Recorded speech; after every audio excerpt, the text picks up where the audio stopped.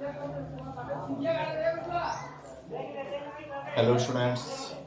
तो आज हम लोग लाइफ प्रोसेस का दूसरा वीडियो बना रहे हैं। ठीक है, तो इसमें हम लोग टाइप ऑफ न्यूट्रिशन के बारे में समझेंगे और वो न्यूट्रिशन कैसे होता है, कैसे उसका पूरा प्रोसेस है, उसको समझेंगे। ठीक है, तो लाइफ प्रोसेस का पहला जो प्रोसेस है वो है न्यूट्रिशन। ठीक, क्या है? न्यूट्रिशन।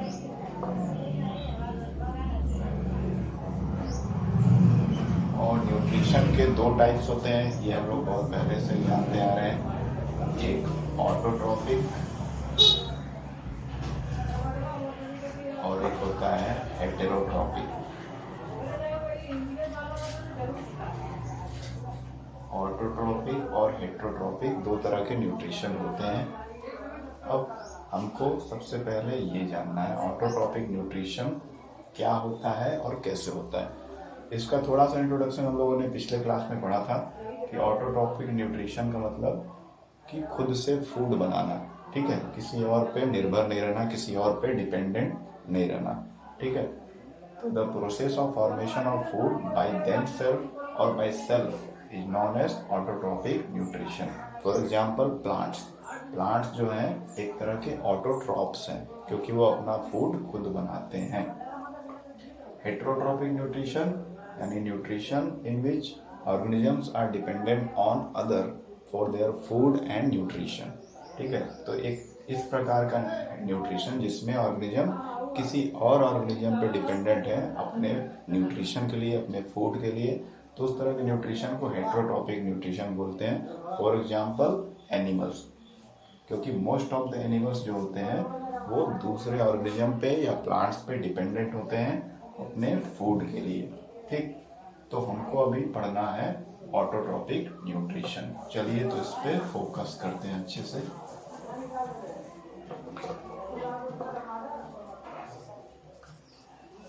ऑटोट्रॉप्स, ऑटोट्रॉपिक न्यूट्रिशन में सबसे पहले हमको जानना है ऑटोट्रॉप्स क्या होते हैं और कैसे वो फंक्शन करते हैं। ठीक है, तो ऑटोट्रॉप्स हमारे क्या है? प्लांट्स। ठीक है, ऑटोट्रॉप्स हमारे क्या है? प्लांट्स हैं। और प्लांट्स क्या करते हैं? फोटोसिंथेसिस करते हैं।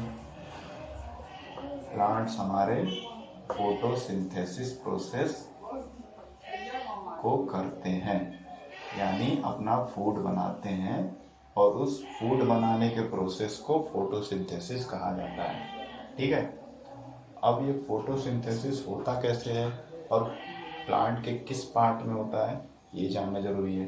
तो फोटोसिंथेसिस जो है प्लांट के रूट, स्टेम, लीफ और अदर पार्ट सभी में होता है, लेकिन सबसे ज़्यादा जो होता है वो फोटोसिंथेसिस लीफ में होता है। क्योंकि जब आप देखेंगे प्लांट कोई छोटा बीज होता है, ठीक है, ये मान लेते हैं कोई सीड है, और जब ये स्प्राउट होता है, ठीक है, स्प्राउटिंग होने लगा तो एक रूट स्टेम वाला पार्ट ऊपर निकलने लगता है और रूट वाला पार्ट नीचे की तरफ। ये स्प्राउटिंग हो गया, बीज में बीज अंकुरित हो गया। ठीक, तो जैसे स्प्राउटिंग होता है वैसे हम लोग देखते हैं कि ऊपर के पार्ट जो जमीन के ऊपर होते हैं, जो बाद में जाकर लीफ या फ्लावर्स में कन्वर्ट हो जाते हैं, वो ज़्यादा ग्रीनिश होते हैं और नीचे के जो पार्ट्स हैं, रूट्स हैं, वो ग्रीन नहीं होता है। ठीक है, तो ग्रीन क्यों होता है प्लांट? क्योंकि उसमें पाया जाता है ग्रीन कलर का पिगमेंट क्लोरोफिल, है ना, क्लोरोफिल। ठीक, तो क्लोरोफिल जहाँ ज़्यादा होता है वहीं पे फोटोसिंथेसिस का प्रोसेस भी ज़्यादा होता है। तो रूट्स में ये प्रोसेस नहीं होता है। और ऊपर हम लोग चले तो स्टेम हो गया, लीव्स हो गया, फ्लावर हो गया और नोट्स, इंटरनोट्स, ये सारे जगह पे क्लोरोफिल होता है जब प्लांट छोटा होता है, जिसको हम लोग क्या बोलते हैं? प्लांटलेट। प्लांटलेट मतलब छोटा पौधा। और जैसे जैसे पौधा जो होता है बड़ा हो जाता है ना, जैसे जैसे मान लेते हैं पौधा बड़ा हो गया, तो बड़ा होने पे क्या होता है? उसके स्टेम, ब्रांचेस लीव्स काफ़ी सारे ग्रो कर जाते हैं और थिक हो जाते हैं, है ना। उसके रूट्स होते हैं नीचे। तो यहाँ पे जब प्लांटलेट से प्लांट बन जाता है या ट्री बन जाता है, कोई पौधा बड़ा हो जाता है, तो तब हम देखते हैं कि क्लोरोफिल का अमाउंट जो होता है स्टेम वगैरह में से और अदर पार्ट्स में से कम हो जाता है, और वो पार्ट्स क्या हो जाते हैं, ब्राउन कलर के हो जाते हैं। तो तब केवल बचता है हमारा लीफ, है ना। तो अधिकतर आप देखेंगे कि ग्रीनिश पार्ट जो होता है, जो ग्रीन कलर का पार्ट होता है, वो क्या होता है हमारा लीफ। पौधों में लीफ आपको सबसे पहले दिखेगा ग्रीन कलर का, बाकी जो पार्ट्स होते हैं वो लिटिल बिट ग्रीन या फिर ब्राउन कलर के होते हैं। यानी कि क्लोरोफिल का जो अमाउंट है वो लीफ में ज़्यादा होता है, पत्तों में ज़्यादा होता है। इसलिए फोटोसिंथेसिस का जो प्रोसेस होता है मोस्टली मैक्सिमम परसेंटेज में 95 या उससे भी ज़्यादा परसेंटेज में कहाँ पर होता है, लीव्स में होता है। ठीक है, यानी प्लांट जो ऑटोट्रॉप्स हैं वो अपने फूड का सिंथेसिस कहाँ पे करते हैं, मोस्टली बोला जा रहा है, कंप्लीटली नहीं बोला जा रहा है। ठीक है, बाकी पार्ट्स भी करते हैं, थोड़ा थोड़ा करते हैं क्योंकि उनमें क्लोरोफिल कम मात्रा में होता है, लेकिन लीव्स बहुत ज़्यादा परसेंटेज में फोटोसिंथेसिस करते हैं और पूरे प्लांट का ग्रोथ एंड डेवलपमेंट करने में हेल्प करते हैं। तो इसी को हमको समझना है कि कैसे लीफ में फोटोसिंथेसिस का प्रोसेस होता है। ठीक है, चलिए इसको समझते हैं।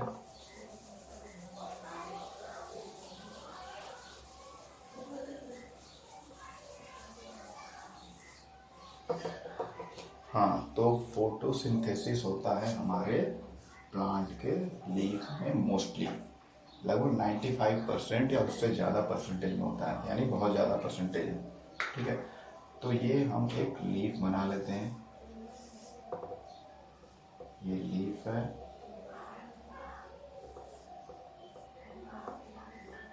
तो एक नॉर्मल सा लीफ का रफ डायग्राम है। ये पत्ता है कोई, ठीक है, किसी भी प्लांट का लीफ है, इसमें क्लोरोफिल होगा, ये ग्रीनिश कलर का होगा। ठीक है, इसको ग्रीन कलर का मान लेते हैं, और इसमें सारे मिनरल न्यूट्रिएंट यहाँ से सप्लाई हो रहे होंगे, प्लांट के अदर पार्ट से यहाँ तक पहुँच रहे होंगे।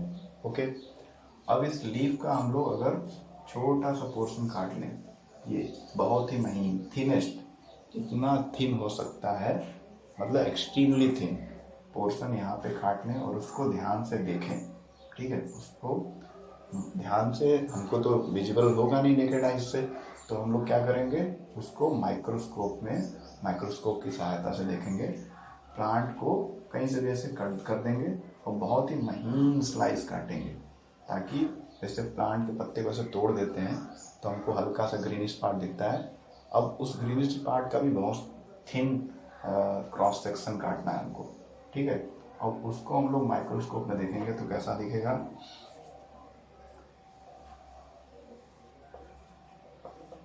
कुछ ऐसा दिखेगा आपको। ठीक है, कुछ ऐसा दिखेगा।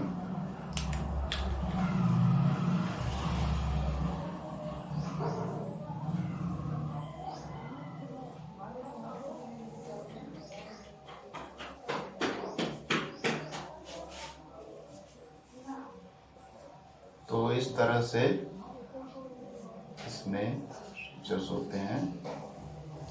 फिर आता है नीचे का लेयर। ये सारा स्ट्रक्चर आपको क्लास 6 में भी देखने को मिला होगा। ठीक है,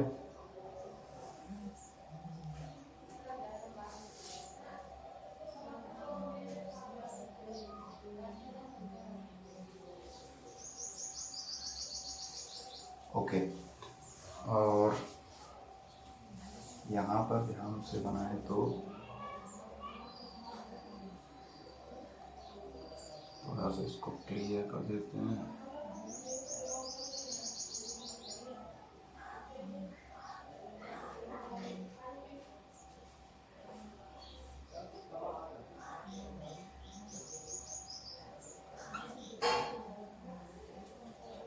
ओके, तो कुछ इस तरह का स्ट्रक्चर आपको दिखेगा और ज़्यादा क्लियर दिखेगा।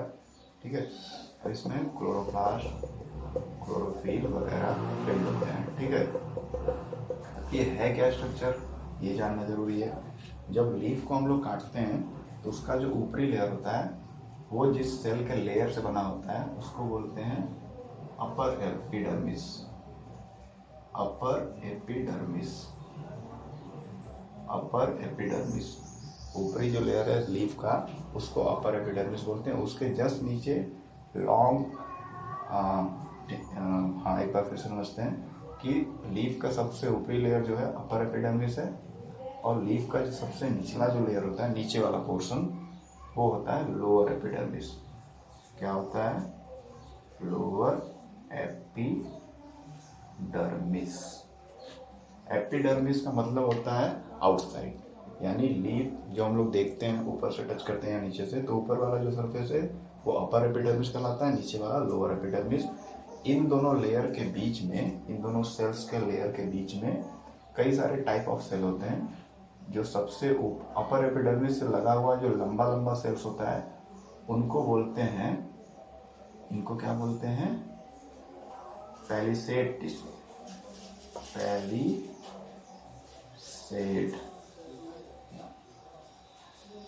मेजोफिल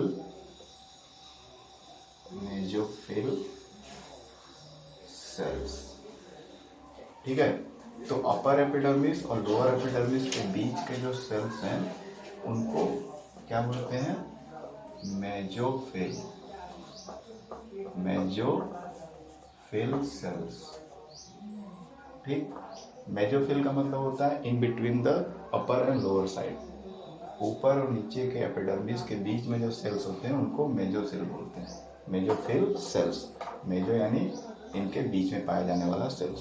उसमें भी मेजोफिल सेल्स के दो टाइप हैं। आप देख रहे होंगे यहाँ पे स्ट्रक्चर कुछ और है और बीच में स्ट्रक्चर कुछ और है, बीच में सेल्स के बीच में गैप है यहाँ पे, है ना? तो और ये क्लोरोफिल, क्लोरोप्लास्ट इसके अंदर सेल्स के बीच में मौजूद है। ओके, अब यहाँ पे होता क्या है कि ये अपर एपिडर्मिस हो गया, ये हो गया पैलिसेड मेजोफिल सेल। ठीक है, palisade mesophyll cell upper epidermis से लगे होते हैं और एलोंगेटेड होते हैं, लंबे लंबे होते हैं, और उसमें क्लोरोफिल भरा होता है। उसके बाद बीच बीच में सेल्स के गैप होता है और कुछ सर्कुलर सेल्स होते हैं। इन सेल्स को भी मेजोफिल सेल बोलते हैं, लेकिन ये कौन से मेजोफिल सेल होते हैं? Spongy mesophyll cell. Spongy mesophyll cell. ठीक, इसको पूरा लिख देते हैं, स्पॉन्जी मेजोफिल सेल। ठीक है, स्पॉन्जी मेजोफिल सेल्स में गैप बहुत ज़्यादा होता है, इनके बीच में देख रहे हैं आप गैप है, जबकि पैलिसेड मेजोफिल सेल्स में गैप नहीं है। ओके, तो ये हम लीफ का इंटरनल स्ट्रक्चर का स्टडी कर रहे हैं जो आपको माइक्रोस्कोप में देखने को मिलेगा। ठीक, अब हम लोग जानते हैं कि लीव्स के लोअर सरफेस में स्टोमेटा होते हैं। ठीक है, जैसे यहाँ पे मैंने बनाया, यहाँ बनाया, ऐसे कई सारे होते हैं। तो स्टोमेटा सेल्स क्या करते हैं? लीफ के लोअर एपिडर्मिस में होते हैं। अब यहाँ से मान लेते हैं कि एटमॉस्फेयर से आया CO2, यहाँ से आएगा, यहाँ एंटर कर जाएगा CO2, है ना? ये CO2 यहाँ आ गया, ढेर सारा CO2 आ गया। फिलहाल समझने के लिए एक मॉलिक्यूल बना दी। अब ये CO2 आ गया और यहाँ पे हमारा मान लेते हैं ये हमारा सन है। ये सन का लाइट यहाँ से आ रहा है, सन की लाइट पड़ रही है, तो यहाँ सन का रेडिएशन आ रहा है, क्लोरोफिल उसको एब्जॉर्ब कर रहा है और यहाँ से CO2 आ रहा है, और वाटर हर सेल में ऑलरेडी प्रेजेंट है ही। तो ये सारी चीज़ें मिल करके क्या है? फोटोसिंथेसिस कर रही हैं यहीं पर, और फोटोसिंथेसिस करने के बाद क्या बन रहा है? फूड बन रहा है जो सेल्स द्वारा एब्जॉर्ब हो जा रहा है। उसके साथ ऑक्सीजन गैस बन रहा है जो दूसरे स्टोमेटा सेल्स के द्वारा लोअर एपिडर्मिस से बाहर आ जा रहा है एटमॉस्फेयर में। ठीक है, तो यही सारा प्रोसेस होता है। क्लियर? ये हमारा लीफ है, लीफ का क्रॉस सेक्शन किए, बहुत ही थिन पोर्शन काटे तो कुछ इस तरह का दिखता है। अपर एपिडर्मिस का लेयर का सेल, लोअर एपिडर्मिस जिसमें जगह जगह पे स्टोमेटा सेल्स होते हैं, इनके बीच में जो सेल्स होते हैं उनको मेजोफिल सेल्स बोलते हैं। और मेजोफिल सेल्स के दो टाइप है, पैलिसेड मेजोफिल सेल जो अपर एपिडर्मिस से जस्ट लगा होता है, और इलांगेटेड होता है, लंबा लंबा सेल्स होता है और उसमें क्लोरोफिल होते हैं, क्लोरोफिल या क्लोरोप्लास्ट बोल सकते हैं। दूसरा जो मेजोफिल सेल का टाइप है वो है spongy. Spongy mesophyll shell circular shape के होते हैं और इनके बीच में काफ़ी सारा गैप होता है। अब यही गैप जो काम करता है, जब फोटोसिंथेसिस स्टार्ट होता है, सन से एनर्जी इसमें आता है, लीफ पे पड़ता है और यहाँ से एटमॉस्फेयर से CO2 स्टोमेटा ओपन रहता है, इसमें इंटर कर जाता है, वाटर अवेलेबल है सेल्स में, क्लोरोफिल है ही, क्लोरोफिल सनलाइट एब्जॉर्ब करता है, वाटर से रिएक्ट करता है और CO2 से, और बनाता है कार्बोहाइड्रेट और अदर इम्पॉर्टेंट फूड मटेरियल, और साथ ही साथ ऑक्सीजन बनाता है। अब वो ऑक्सीजन जो बनता है इन गैप्स के होते हुए स्टोमेटा के थ्रू बाहर निकल जाता है लोअर एपिडर्मिस से। तो ये सारा फोटोसिंथेसिस का प्रोसेस है और इस तरह से प्लांट्स जो है फूड अपना प्रिपेयर करते हैं, ठीक है। और ये फूड प्रिपेयर जब हो जाता है तो सेल्स जो फूड होता है उसको एब्जॉर्ब कर लेते हैं, साथ ही साथ इसको ट्रांसफ़र कर देते हैं लीव्स के थ्रू प्लांट के अदर पार्ट्स में, स्टेम में या रूट्स में, हर जगह ये जो फूड बना रहता है एक लीफ में या कई सारे लीफ में, वो ट्रांसफ़र होता रहता है थ्रू ट्रांसपोर्टेशन सिस्टम, ठीक है। ये नहीं कि लीफ में बना फूड और लीफ भी एब्जॉर्ब कर लिया, लीफ को जितना ज़रूरत है फूड मटेरियल का उतना वो एब्जॉर्ब करता है, बाकी वो ट्रांसपोर्टेशन सिस्टम यानी जाइलम टिश्यू, जाइलम और फ्लोएम, फ्लोएम फूड का ट्रांसफ़र करता है, तो फ्लोएम टिश्यू के थ्रू ये लीफ में बना हुआ फूड जो है बाकी पार्ट्स तक ट्रांसपोर्ट हो जाता है, और जाइलम वाटर का ट्रांसपोर्ट करता है, मिनरल का ट्रांसपोर्ट करता है, ठीक। तो ये प्रोसेस होता है, तो इसको समझना आपको जरूरी है। इसको मैं एक बार फिर से क्लियर पिक्चर बना दे रहा हूँ।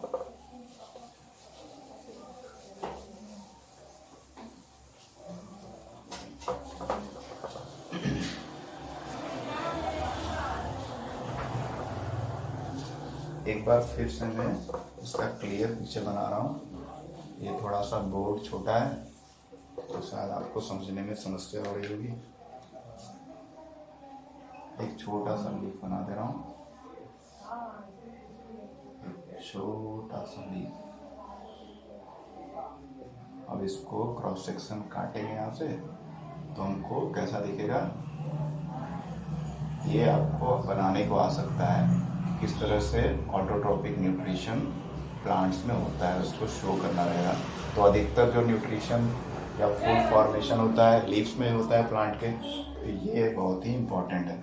ये अपर एपिडर्मिस के सेल्स हो गए, एक दूसरे से इंटरलिंक्ड होते हैं, और उसके नीचे मेजोफिल सेल्स का पहला टाइप होता है जो इलांगेटेड होते हैं, एक दूसरे से इंटरकनेक्टेड होते हैं,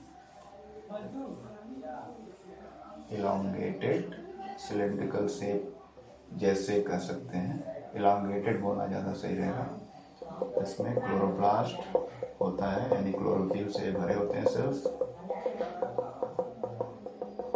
ठीक है।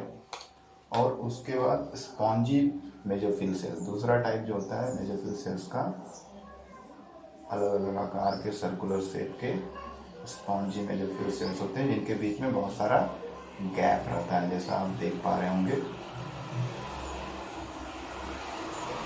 और उसके बाद लोअर लेयर होता है लीफ का, लोअर लेयर, लोअर एपिडर्मिस, उसमें भी बीच बीच में स्टोमेटा सेल्स होते हैं जो ओपन या क्लोज होते रहते हैं अलग अलग कंडीशंस में, ठीक है।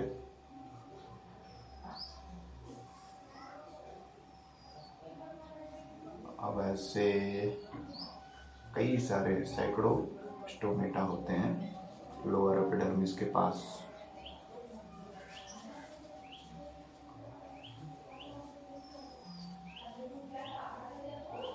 ठीक, फिलहाल मैंने 2 बनाया है। अब ये जो लीफ का ऊपरी सरफेस होता है इसको हम लोग बोलते हैं, क्या बोलते हैं, अपर एपिडर्मिस। ऐसे इसका था नाम होता है केवल एपिडर्मिस, लेकिन चूंकि ये लीफ के ऊपर सरफेस वाला एपिडर्मिस है इसलिए इसके नाम में अपर एपिडर्मिस कर देते हैं। और ये है लोअर एपिडर्मिस, लीफ के निचले वाला सरफेस है लोअर एपिडर्मिस। और ये है ये जो एरिया है इसको बोलते हैं मेसोफिल सेल्स। यानी इस एरिया में अपर एपिडर्मिस और लोअर एपिडर्मिस के बीच में जो सेल्स होते हैं उनको मेसोफिल सेल्स बोलते हैं, और उनके आकार और उनका पोजीशन डिफरेंट होता है। मेसोफिल सेल्स में ये पहला जो टाइप है जो थोड़े बड़े बड़े आकार के दिख रहे हैं, इनको बोलते हैं पैलिसेड मेसोफिल सेल। ठीक है। और इन सब सेल में भी क्लोरोप्लास्ट क्लोरोफिल होता है, तो डॉट डॉट करके आप बना सकते हैं और इसमें लिख दे देंगे क्लोरोफिल एरो बना के। ठीक है, कि डॉट का मतलब क्या है। ठीक। हाँ, अब ये जो मेसोफिल सेल का दूसरा टाइप है, ये दोनों ही मेसोफिल सेल है, ये भी ये अलग शेप का है, इसका नाम इसलिए अलग पड़ा है। और ये जो सर्कुलर आकार के मेसोफिल सेल्स हैं इनको स्पॉन्जी बोलते हैं, स्पॉन्जी मेसोफिल। स्पॉन्ज का मतलब होता है जो कंप्रेस किया जा सके। ये तो सर्कुलर आकार के होते हैं, इसमें लिक्विड क्लोरोफिल वाटर वगैरह भरा रहता है, तो ये कंप्रेस हो सकते हैं। इसलिए हमारा जो लीफ होता है सॉफ्ट होता है ना, मिडिल से सॉफ्ट होता है, इजीली ब्रेक हो जाता है। तो ये कुछ कॉमन सा स्ट्रक्चर है। ये हमारे लोअर सरफेस में स्टोमेटा सेल्स हैं, स्टोमेटा का पोर है, और स्टोमेटा के पोर के साइड में कौन से सेल हैं, गार्ड सेल, गार्ड सेल्स। ठीक है, गार्ड सेल जो गार्ड करते हैं कि कब स्टोमेटा को खोलना है और कब इसको बंद करना है। तो ये ओवरऑल लीफ का क्रॉस सेक्शन है। लीफ को काटने पे माइक्रोस्कोप में ऐसा दिखेगा। अब हम लोग वही पढ़ रहे थे कि सनलाइट, कहीं से लाइट का सोर्स होगा, सनलाइट आएगा,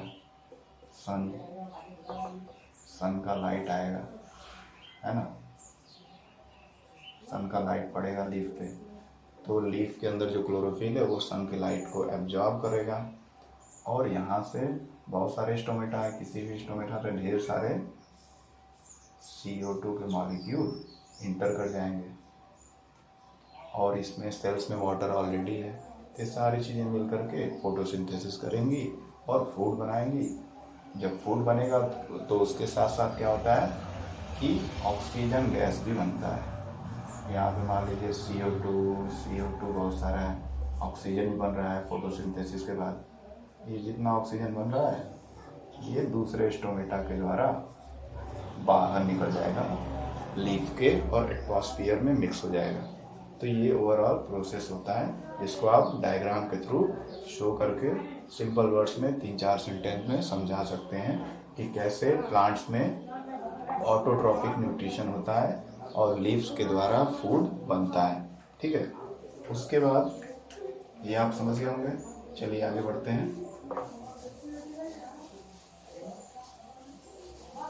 उसके बाद जो हम लोगों ने केमिकल रिएक्शन चैप्टर पढ़ा था उसी से कुछ रिलेटेड है टॉपिक, कि जो फोटोसिंथेसिस का केमिकल रिएक्शन फॉर्म होता है वो कैसे होता है। तो फोटोसिंथेसिस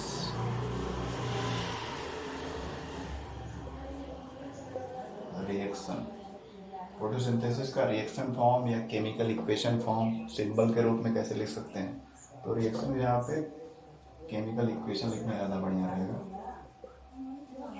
केमिकल इक्वेशन यानी फोटोसिंथेसिस को हम लोग सिंबल के फॉर्म में लिख रहे हैं। केमिकल इक्वेशन का मतलब ये होता है किसी भी रिएक्शन को सिंबॉलिक वे में प्रेजेंट करना, ताकि इजीली हमको समझ में आ जाए। जो इतना प्रोसेस हो रहा था इतना बड़ा, उसको और ज़्यादा सिंपल वे में समझना, सिंबल के रूप में एक रिएक्शन लिख देंगे, उससे हमको सारा चीज़ समझ में आ जाएगा कि कैसे फोटोसिंथेसिस होता है। तो यहाँ पर हम सभी जानते हैं कि फोटोसिंथेसिस के लिए कार्बन डाइऑक्साइड गैस की ज़रूरत होती है, वाटर की ज़रूरत होती है जो प्लांट रूट से एब्जॉर्ब करके लेता है, और उसके बाद क्या होता है, उसको चाहता है लाइट, और क्या चाहता है, क्लोरोफिल, ठीक है, लाइट और क्लोरोफिल चाहता है, कार्बन डाइऑक्साइड वाटर चाहता है, ये चार चीज़ें मिल करके वाटर के साथ मिनरल भी मिक्स होती हैं, जो इम्पोर्टेंट मिनरल चाहता है, वो सारी चीज़ें मिल करके क्या बनाती हैं, फूड। फूड यानी कि ग्लूकोज, प्लस साथ में क्या बन जाता है, एक और प्रोडक्ट ऑक्सीजन गैस, जो स्टोमेटा के पोर के थ्रू, छेद के थ्रू प्लांट्स जो है एटमॉस्फेयर में रिलीज कर देती हैं, और इसी ऑक्सीजन का यूज करके बहुत सारे हम लिविंग ऑर्गेनिज्म जिंदा रहते हैं, सांस लेते हैं, ब्रीथ करते हैं। ठीक है, अब इसको थोड़ा सा बैलेंस कर लेते हैं। हाँ, अब यहाँ पे एक चीज़ और समझने वाली बात है बैलेंस करने के पहले, कि यहाँ पर क्या है, कार्बन डाइऑक्साइड है। ठीक, कार्बन डाइऑक्साइड है और ये वाटर है, ये हमारा ग्लूकोज है। क्या है हमारा, ग्लूकोज, या जिसको फूड लिख सकते हैं, क्योंकि फोटोसिंथेसिस के बाद बना है, तो कुछ भी हो, कोई भी केमिकल हो, अल्टीमेटली ये हमारा फूड है। ठीक, तो ये हमारा फूड है। तो मैं बता रहा था, जैसा कि हम लोग केमिकल रिएक्शन चैप्टर में पढ़े थे, कि वाटर एक पार्टिकुलर टेम्परेचर या इलेक्ट्रिसिटी देते हैं, तो ये हाइड्रोजन गैस और ऑक्सीजन गैस में ब्रेक हो जाता है।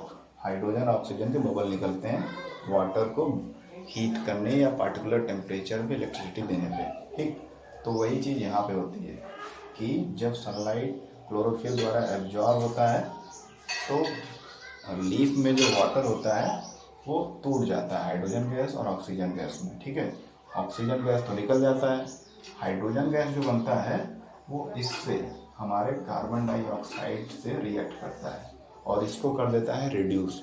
जैसा कि हम लोग oxidation reduction type of reaction में पढ़े थे, कि जब किसी चीज़ में हाइड्रोजन ऐड होता है तो उसको क्या बोलते हैं, रिडक्शन प्रोसेस। ठीक ना, तो ये वाटर क्या होता है, जब सनलाइट लीफ में पड़ता है तो उसमें लीफ में जितना भी वाटर रहता है वो किसमें ब्रेक हो जाता है, हाइड्रोजन गैस और ऑक्सीजन गैस में। ये लिखना नहीं है, आपको समझना है और एक्सप्लेन करना है। ठीक है, लिखना तो आपको केवल यही रिएक्शन है, ये नहीं, बस ये समझना है कि जब भी सनलाइट पड़ता है लीफ पे, तो लीफ में जितना भी वाटर है वो सबसे पहले तो सनलाइट पड़ेगा और लीफ में जो क्लोरोफिल है उसको एब्जॉर्ब करेगा, उसके बाद लीफ में जितना भी वाटर है वो ब्रेक हो जाएगा उस सनलाइट की हीट की वजह से हाइड्रोजन गैस और ऑक्सीजन गैस में। Oxygen gas as a product निकल जाएगा वापस स्टोमेटा के थ्रू बाहर। हाइड्रोजन जो गैस बना रहता है वो कार्बन डाइऑक्साइड से जुड़ जाता है या रिएक्ट कर जाता है। चूँकि हाइड्रोजन जुड़ रहा है तो क्या हो रहा है, रिडक्शन, तो कार्बन डाइऑक्साइड का रिडक्शन हो जाता है और उसके रिजल्ट के रूप में क्या बन जाता है, हमारा ग्लूकोज, जो कि हमारा मेन प्रोडक्ट या मेन फूड है। ठीक है, ये ग्लूकोज बन जाता है। तो ये ओवरऑल सारा प्रोसेस है और जिसकी वजह से हमको फूड मिलता है या प्लांट्स जो है फूड बनाते हैं। ठीक है, carbon dioxide reacts with water in the presence of sunlight and chlorophyll and hence there is formation of glucose as a food and oxygen gas as the second product. ठीक है, oxygen भी हमारा product ही है, ये भी product है। ये product use कर लिया जाता है प्लांट के सारे पार्ट्स द्वारा, किसकी सहायता से, फ्लोएम टिश्यू के सहायता से। फ्लोएम टिश्यू के बारे में भी आप पढ़े होंगे पहले पिछले क्लासेस में, कि फ्लोएम टिश्यू क्या करता है, फूड का ट्रांसपोर्ट करता है। कोई ना कोई ट्रांसपोर्ट सिस्टम तो चाहता है, तभी खाना जो लीफ में बना है वो लीफ के अलावा बाकी प्लांट के पार्ट्स तक पहुँचे, तो उसको पहुँचाने का काम कौन करता है, फ्लोएम टिश्यू। ये क्लास 9 में हम लोग पढ़ चुके हैं। ठीक, और ऑक्सीजन तो स्टोमेटा के थ्रू वापस बाहर निकल जाता है और एटमॉस्फेयर में मिक्स हो जाता है, जिसको हम लोग ब्रीथिंग के थ्रू अंदर ले लेते हैं। ठीक है, तो ये ओवरऑल प्रोसेस था फोटोसिंथेसिस का। इसको हम लोग बैलेंस रिएक्शन लिख देते हैं, बैलेंस रिएक्शन लिख देंगे तो ज़्यादा बेटर रहेगा। बैलेंस फॉर्म में लिखना ज़रूरी है क्योंकि आपके सिलेबस में है बैलेंसिंग, तो रिएक्शन अधिकतर बैलेंस रहेंगे तो ज़्यादा बेटर रहेगा। तो यहाँ पे था हमारा CO2,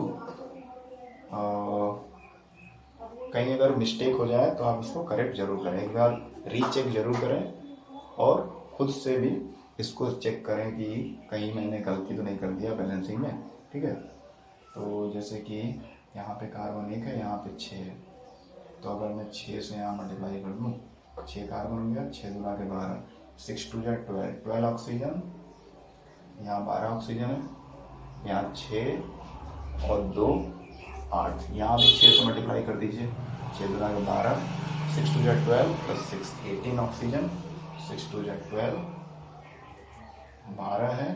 अब यहाँ पे 6 से मल्टीप्लाई अगर कर दें तो 6 2 जा 12, 12 6 18 ऑक्सीजन हो गया। अब हमारा हाइड्रोजन कितना हो गया, 6 2 जा 12, 6 2 जा 12, ओके। ऑक्सीजन 6 2 जा 12, 6 18, कार्बन 6, कार्बन 6, ठीक है। तो ये हो गया बैलेंस।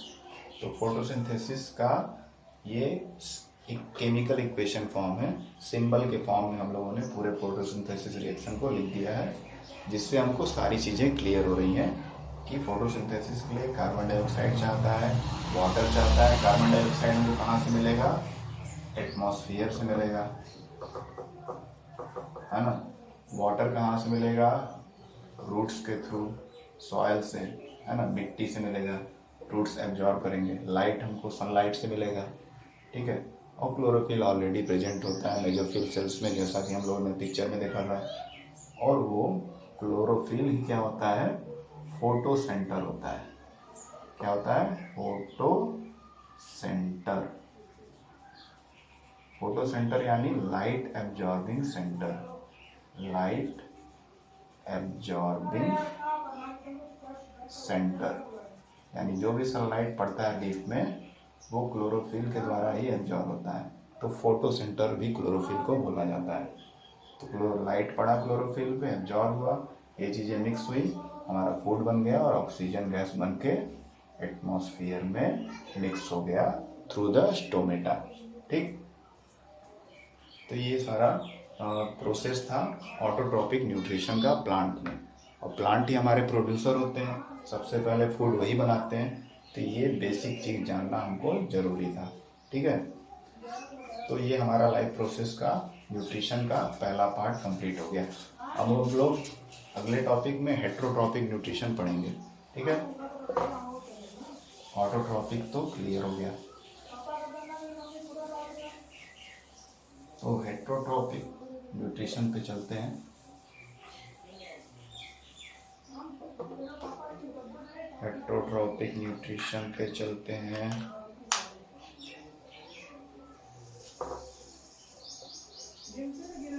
हेट्रोट्रॉपिक न्यूट्रिशन, ठीक है। हेट्रोट्रॉपिक न्यूट्रिशन यानी कि एनिमल्स में, जनरली एनिमल्स में होता है। कुछ एनिमल्स ऐसे होते हैं जो ऑटोट्रॉपिक न्यूट्रिशन भी करते हैं, लेकिन मोस्टली मैक्सिमम एनिमल्स जो है हेट्रोट्रॉपिक न्यूट्रिशन करते हैं और दूसरों से फूड लेते हैं, जैसे कि प्लांट से या किसी एनिमल से। ये डिपेंड करता है कि वो हार्बीवोर है कि कार्निवोर है ना। ये भी आप पढ़े होंगे कि अगर वो हार्बीवोर है एनिमल्स, हार्बीवोर, तब तो वो प्लांट से फूड लेंगे, क्योंकि वो घास भूस या प्लांट के प्रोडक्ट खाते हैं, वो नॉनवेज या मीट नहीं खाते हैं। और जो कार्निवोर हैं वो क्या है, वो मीट या फिर एनिमल पे डिपेंडेंट रहेंगे। वो किसी एनिमल का मीट ही खाएंगे, लेकिन प्लांट या प्लांट का प्रोडक्ट नहीं खाएंगे। तो दो तरह के हेट्रोट्रॉपिक न्यूट्रिशन है, हार्बीवोर और कार्निवोर। हार्बीवोर यानी प्लांट पे डिपेंडेंट ऑर्गेनिज्म, जो केवल प्लांट का ही प्रोडक्ट खाएं, फल सब्जियां ये सब खाएं। और कार्निवोर जो है वो केवल मीट खाएं, दूसरे एनिमल का मांस वगैरह खाएं और कुछ भी ना खाएं, ठीक। तो ये दो तरह के एनिमल्स होते हैं हेट्रोट्रॉपिक न्यूट्रिशन में। और भी टाइप है, उसको हम लोग आगे पढ़ते रहेंगे। जो अगला टाइप है हेट्रोट्रॉपिक न्यूट्रिशन में, वो है सेप्रोट्रॉपिक, सेप्रोट्रॉप्स। सेप्रोट्रॉप भी एक तरह का क्या है, हेट्रोट्रॉपिक न्यूट्रिशन। इसमें क्या है, आप पढ़े होंगे पिछले क्लासेस में कि dead, decaying dead decaying matter. Saprotroph ऐसे ऑर्गेनिज्म होते हैं जो सड़े गले चीज़ों से न्यूट्रिशन लेते हैं। Saprotrophs are those organism which obtain their nutrition और food from dead decaying matter. कोई भी चीज़ सड़ा गला है, कोई चीज़ सड़ गल रहा है तो उससे न्यूट्रिशन लेते हैं, ऐसे ऑर्गेनिज्म को सेप्रोट्रॉप बोलते हैं। तो ये भी क्या है, डिपेंडेंट ही है किसी पे, खुद से तो कुछ कर नहीं रहे हैं, सड़े गले चीज़ से न्यूट्रिशन ले रहे हैं। तो ये भी हेट्रोट्रॉपिक न्यूट्रिशन में ही आते हैं। ये भी आप पढ़े होंगे। इसका एग्जाम्पल होता है मशरूम। मशरूम को भी देखते होंगे, तो ऐसी जगह पे उगता है जहाँ पे कोई चीज़ सड़ गल रहा है, लकड़ी सड़ रही है या कुछ, या फंगस हो गया, फंगी। फंगी भी एक तरह का सेप्रोट्रॉप है। ये भी कोई चीज़ सड़ने लगता है, जैसे ब्रेड वगैरह ख़राब होने लगता है तो उस पर तेज़ी से ग्रो करता है। तो सेप्रोट्रॉप का एग्जाम्पल ये है मशरूम, फंगी एक्सेट्रा। ठीक। उसके अलावा पैरासिटिक पैरासिटिक पैरासिटिक पैरासिटिक का मतलब क्या है कि ऐसे लिविंग ऑर्गेनिज्म जो दूसरे पे डिपेंडेंट हो, उससे न्यूट्रिशन लें और बदले में उसको हार्म करें, उसको नुकसान पहुंचाएं, है ना। जैसे कि प्लांट के केस में आप कस्कोटा के बारे में पढ़े होंगे। कस्कोटा, जिसको कि अमरबेल नाम के पेड़ के नाम में भी जाना जाता है। ठीक है। तो एक कस्कोटा प्लांट जो होता है किसी बड़े ट्री पर ग्रो करने लगता है, क्योंकि इसमें क्लोरोफिल वगैरह नहीं होता है, ये फोटोसिंथेसिस नहीं कर पाता है। और जिस प्लांट पे ग्रो करता है उससे चिपक कर उसके स्टेम से, उसके लीव से न्यूट्रिशन लेता रहता है और उसको न्यूट्रिशन लेस कर देता है। यानी उस जिससे न्यूट्रिशन लेता है उसके में न्यूट्रिशन की कमी हो जाती है और उसका ग्रोथ रुक जाता है। तो इस तरह के ऑर्गेनिज्म को या इस तरह के न्यूट्रिशन को पैरासिटिक न्यूट्रिशन बोलते हैं। ये भी एक तरह का हेट्रोट्रॉपिक न्यूट्रिशन है, क्योंकि ये खुद से तो कर नहीं रहा है कुछ, दूसरे पे डिपेंड होकर कर रहा है, दूसरे से ले रहा है न्यूट्रिशन, बदले में उसको नुकसान भी पहुंचा रहा है। ठीक है। तो ऐसे कई सारे हेट्रोट्रॉपिक न्यूट्रिशन है। हमको पढ़ना है हेट्रोट्रॉपिक न्यूट्रिशन में अमीबा के बारे में, कि अमीबा कैसे अपना न्यूट्रिशन लेता है, कैसे सारा प्रोसेस करता है, और दूसरा ह्यूमन के बारे में थोड़ा सा डिटेल में पढ़ना है, जो आप पिछले क्लास आई थिंक 7th में पढ़ चुके होंगे। Nutrition in animals 2nd chapter था, तो उसमें जो डाइजेस्टिव सिस्टम बनाया गया है ह्यूमन का, उसी को आपको फिर से रिवाइज करना है। यहाँ पर अच्छे से पढ़ना है कि कैसे फूड का digestion from mouth to anus तक होता है, कैसे वेस्ट मटेरियल रिमूव होते हैं, ये सारी चीज़ें समझनी है। तो चलिए हेट्रोट्रॉपिक न्यूट्रिशन में सबसे पहले सिंपल एनिमल के बारे में पढ़ते हैं। सिंपल एनिमल यानी कि सिंगल सेल ऑर्गेनिज्म।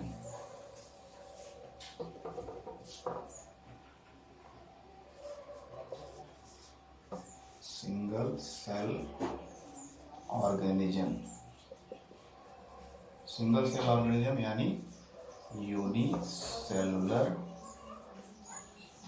ऑर्गेनिज्म। ठीक है। ऐसे ऑर्गेनिज्म जिसका पूरा बॉडी एक सिंगल सेल से बस बना हो, उनको हम लोग क्या बोलते हैं, यूनिसेलुलर ऑर्गेनिज्म। ये क्लास 8th में या क्लास 9th में, पहले क्लास में भी पढ़े होंगे। दो organism whose body is made of only single cell are known as unicellular organism. For example amoeba, paramecium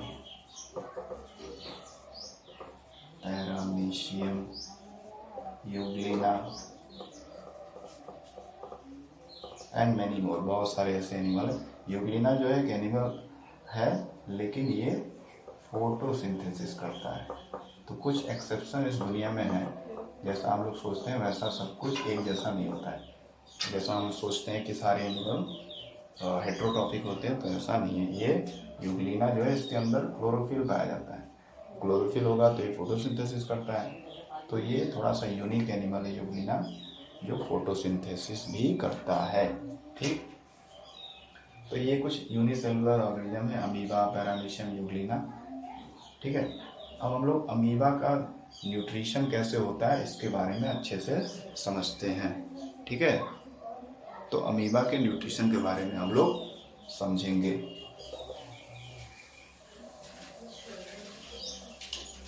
amoeba के न्यूट्रिशन के बारे में हम लोग अब समझने जा रहे हैं। ठीक है,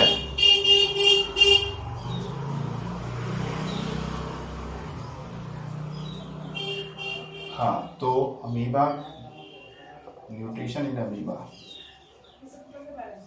न्यूट्रिशन इन अमीबा यानी अमीबा कैसे अपना फूड प्राप्त करता है, क्या प्रोसेस होता है। तो हम सभी जानते हैं कि अमीबा सिंगल सेल का है, छोटा सा होता है ना, और टेढ़ा मेढ़ा होता है, उसका आकार कुछ फिक्स नहीं होता है।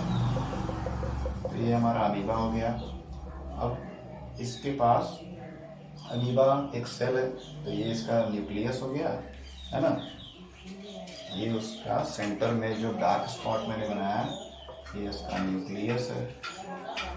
ये सेल मेम्ब्रेन है, यानी इसका आउटर बाउंड्री है। और उसके अलावा सेल है तो इसके अंदर सेल ऑर्गेनल्स होंगे, ये साइटोप्लाज्म है, और साइटोप्लाज्म में बहुत सारे सेल ऑर्गेनल्स होते हैं जो तरह तरह का फंक्शन परफॉर्म करते हैं। तो ये अमीबा हमारा है। ठीक, तो इसको आप लेवल करके बता सकते हैं। फिलहाल हमको दिखाना है कैसे ये अमीबा न्यूट्रिशन लेता है। अब ये अमीबा है, इसके पास एक फूड आ गया, कोई भी फूड मटेरियल, कोई भी छोटा सा इंसेक्ट या जो भी है जो इससे छोटा हो, जिसको ये इंगल्फ कर सके। तो अमीबा आगे बढ़ता है अगले स्टेप में। ये स्टेप 1 हो गया। अगले स्टेप में क्या होगा, अमीबा अपना आकार चेंज करेगा। ठीक है, और ये जो फूड मटेरियल है इसको इंगल्फ करेगा। ये फूड है, फूड है, कुछ भी हो सकता है, छोटा इंसेक्ट या कुछ भी, तो उसको इंगल्फ कर रहा है अपने बॉडी पार्ट्स को बढ़ाकर, अपने आउटर सेल के लेयर को बढ़ाकर। और इस जो बड़े बड़े स्ट्रक्चर है इसको बोलते हैं सूडोपोडिया। सूडोपोडिया, ठीक है। सूडोपोडिया क्या करता है, अमीबा को स्विम करने में हेल्प करता है पानी में, साथ ही साथ फूड को कैप्चर करने में भी हेल्प करता है। अगले स्टेप में क्या होगा कि ये सूडोपोडिया पूरी तरह से इसको ढक लेगा और खाना जो है फूड मटेरियल अंदर आ जाएगा। फिर नेक्स्ट स्टेप क्या होगा,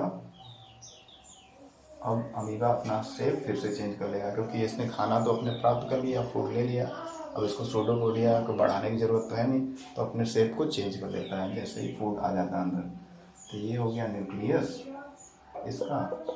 इसके बाद बाकी सेल ऑर्गेनल। फूड को मैं ब्लू कलर से शो करता हूँ तो ज़्यादा क्लियर रहेगा। ये फूड है, ठीक है, ये फूड है।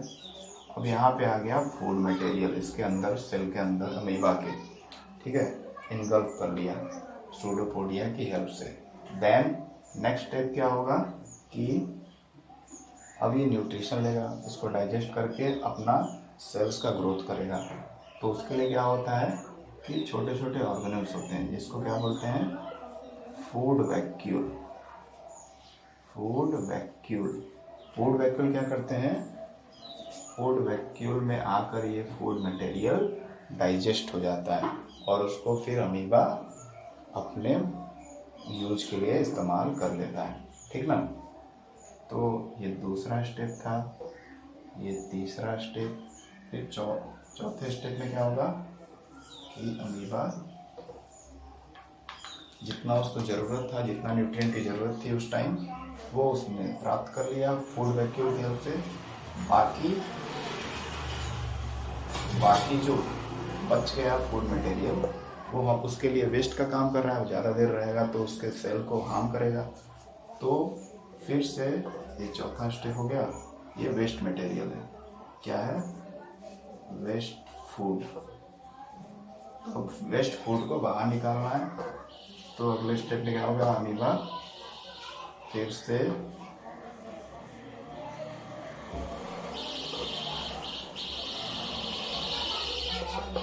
अमीबा क्या करेगा, इस फूड मटेरियल को बाहर थ्रो कर देगा अपने सेल मेम्ब्रेन के थ्रू। हम लोग जानते हैं सेल मेम्ब्रेन के थ्रू चीज़ों का एक्सचेंज होता है, जो यूजफुल चीज़ें अंदर आती हैं, जो हार्मफुल चीज़ें हैं वो बाहर आती हैं।